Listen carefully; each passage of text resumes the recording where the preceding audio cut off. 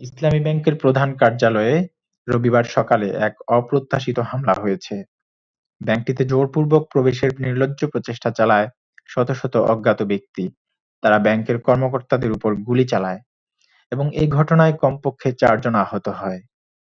সকাল 10:30টার দিকে রাজধানীর মতিঝিলে অবস্থিত ইসলামী ব্যাংক টাওয়ারের নিচে বিশৃঙ্খলা ছড়িয়ে পড়ে। সংশ্লিষ্টরা বলছেন যে এটি এস আলম গ্রুপের কাজ।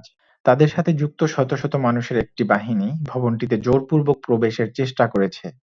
নিরাপত্তা কর্মী ও ব্যাংক কর্মকর্তারা তাদেরকে আটকানোর চেষ্টা করলে ওই দুর্বৃত্তরা কর্মকর্তাদের লক্ষ্য করে গুলি চালায়। ব্যাংক কর্মকর্তারা জানান, অসুরক্ষিত এবং অনিয়মিত ঋণ কেলেঙ্কারির বিরুদ্ধে প্রতিবাদ করছিলেন তারা।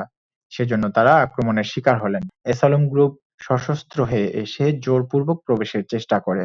কর্মকর্তারা আরো জানান, এটি একটি ভয়ঙ্কর অগ্নিপরীক্ষা ছিল। তারা বিনা উস্কানিতে আমাদের সহকর্মীদের উপর গুলি চালায়। হামলায় ইসলামী ব্যাংকের godown guard Shafiullah Sardar, bank কর্মকর্তা মামুন, আব্দুর রহমান ও বাকি বিল্লাহ আহত হয়েছেন। তাদের মধ্যে ৩ জনের অবস্থা আশঙ্কাজনক বলে জানা গেছে। আইনশৃঙ্খলা বাহিনী ঘটনাস্থলে পৌঁছেছে বলে জানা গেছে এবং তারা বিষয়টি তদন্ত করছে।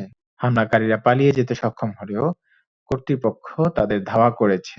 রাজনৈতিক পট পরিবর্তনের পর ব্যাংক খোলার প্রথম দিনেই বেসরকারি খাতের ইসলামী ব্যাংকে অস্থিরতা শুরু হয়। ইসলামী ব্যাংকের অতিরিক্ত ব্যবস্থাপনা পরিচালক কায়সার আলীর পদত্যাগের মাত্র কয়েকদিন পর এই ঘটনাটি ঘটে। তার পদত্যাগ এবং এই জটিল পরিস্থিতি আরও একটি চক্রান্তের স্তর যোগ করেছে।